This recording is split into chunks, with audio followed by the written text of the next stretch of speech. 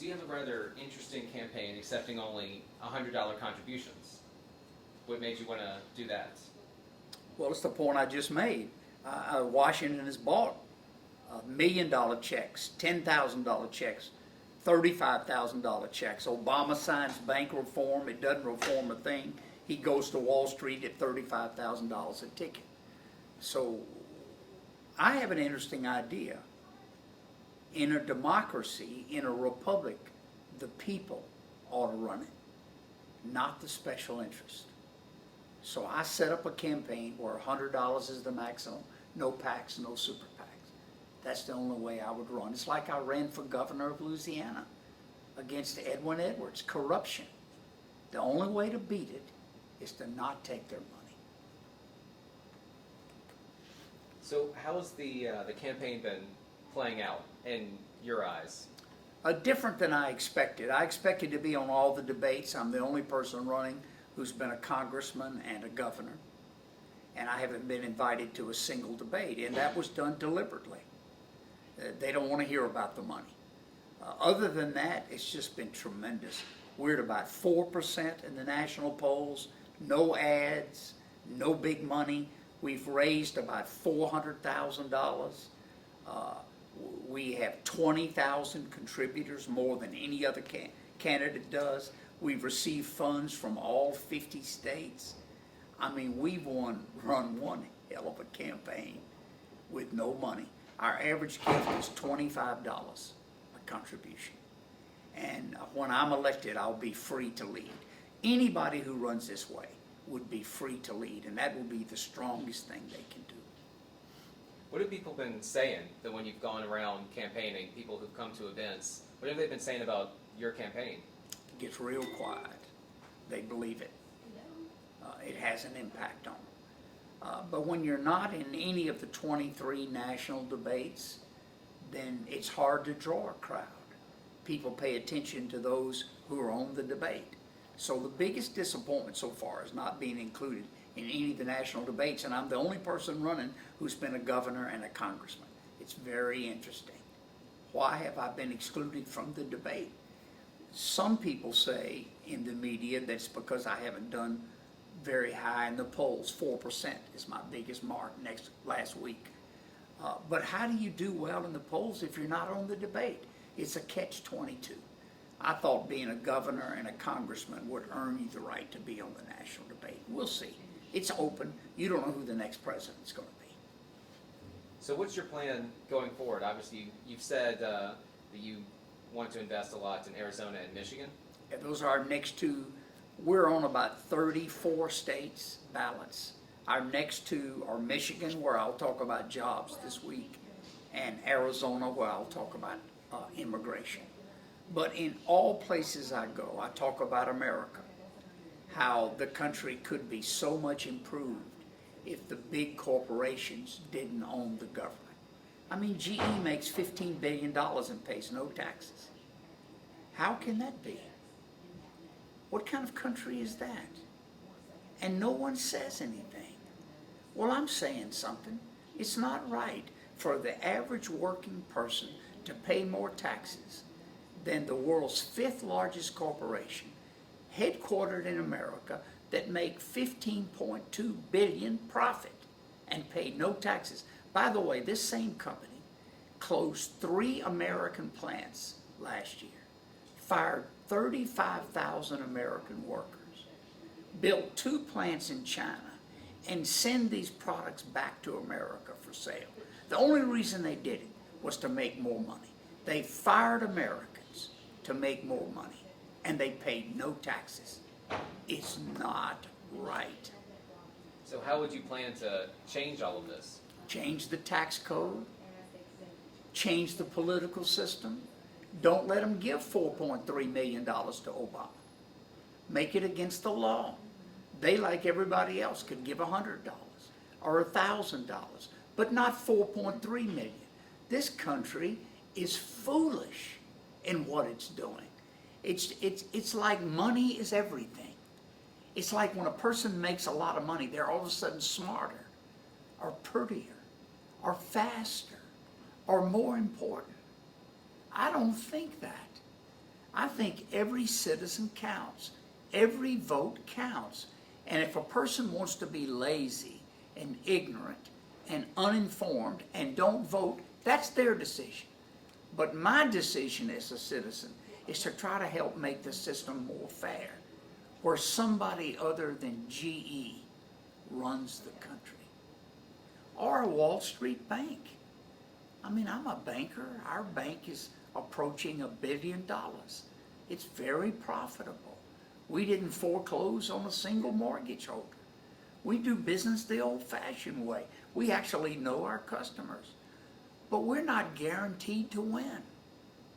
We have no protection like that. The Wall Street banks do. They're too big to fail. It's not right, Stephen. We shouldn't live in a country where the very rich or the very big or the very powerful have a different set of rules. I reject that. That's not the country in which I was born. But that's the country in which Bill Clinton, George W. Bush, and Barack Obama have given us this situation where the very wealthy do better and better and better. Corporations had their best year ever last year. And the average American either can't find work or has quit looking for work or has a part-time job that can't pay the bills. We have 40 million Americans hurting today, and nobody says anything about it. Do you think that's the right message that Republican voters want to hear? They're Americans, aren't they? Why wouldn't Republicans want to hear about a system that was just and fair and gave their children a job? If Republicans do, and I'm a proud Republican, but I'm a prouder American. This is not about Republican and Democrat. I could care less. This is about America and what it ought to be. This is a nation in trouble, and we need to address those fundamental issues. That's what Occupy Wall Street does. That's what the Tea Party did. And the establishment just, oh man, they better listen. I listened in the civil rights marches in the early 50s when I was a kid, and I saw young people change the world. I listened about the Vietnam marches when I was in college. Young people, and they were put down as dirty, and not clean, and un-American. Well, they got us out of the war. I'm listening to young people now, and they are saying this system is not fair. And it's not about some fat cat Democrat or some fat cat Republican. It's about Americans. So you think this message is scaring the party establishments, the people who aren't letting you in the debates? Could be, I don't know. They'll have to, you should interview them and see if they think America's on the right track. If they do, then I guess these Republicans are going to vote for Obama. But if you ask them, is America on the right track, and they say no, then ask them who they're going to vote for. Mitt Romney, who is the 1%? Or Newt Gingrich, who's the lobbyist for the 1%?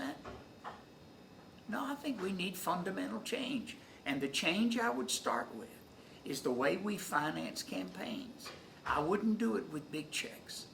I would do it with small checks from a couple of million Americans. It's never been done that way. I admit it. It's never been necessary. I point that out. This time, this country won't get better until we get that right. What is your average routine like campaigning? It's in the field. I spend a lot of time in New Hampshire, and this next week I'll be spending time in Arizona and Michigan. But I go retail. I go to shops and visit with people and listen to them.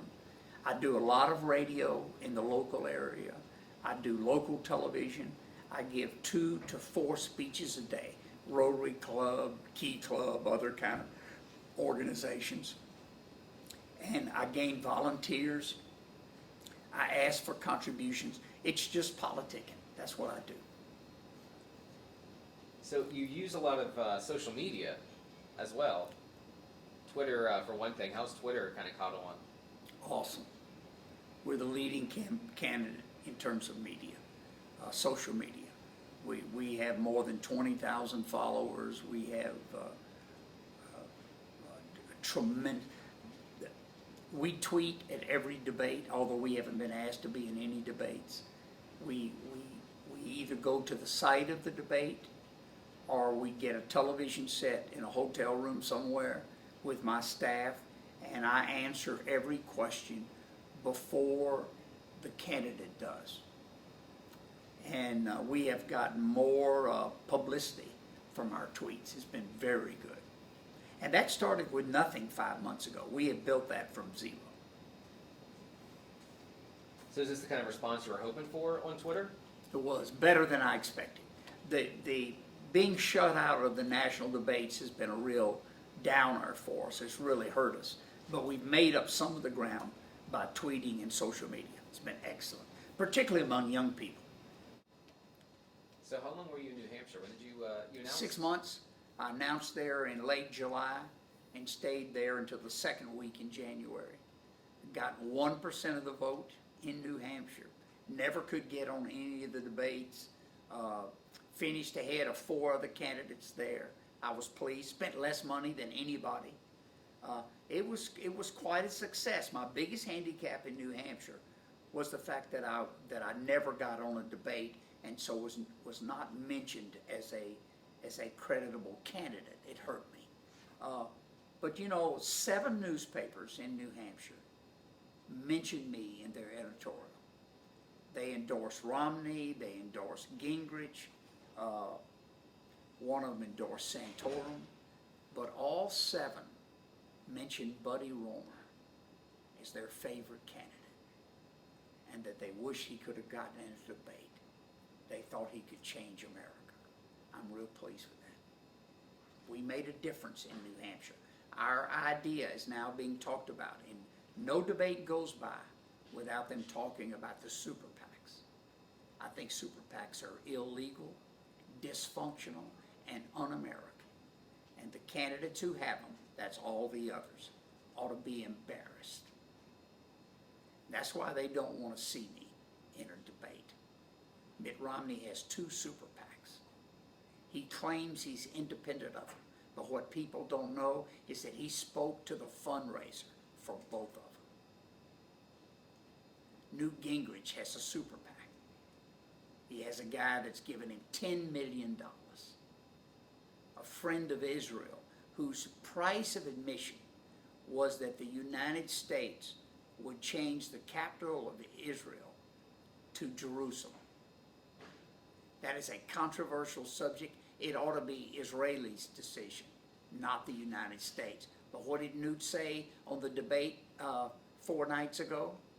The first thing he would do as President of the United States would be to change the capital of Israel from Tel Aviv to Jerusalem. Money talks. It's what's wrong with America. And I'm not pointing my finger at a person. The institution of politics in Washington has been corrupted. Now hear me, America. Corrupted. We ought to take it back. Free to lead. So do you plan on staying in the race all the way until the general election? As long as I have a reason. And right now my major reason is that the Republicans have not selected a candidate yet. Clearly wide open. And number 2, Americans Elect has not formally chosen a candidate. As long as those 2 things exist, I'm going to stay in. Okay, that's basically all the questions All right. I have. Is there any other comments or anything I didn't hit on? No, I mean, there are a lot of things we could talk about, but you've hit the most important things. Presidents are there to lead. And how can a president lead when he has to call a special interest to see what he can say? This president is embarrassing. Bush the same way. They have to call Wall Street to see what they can say. we can do better.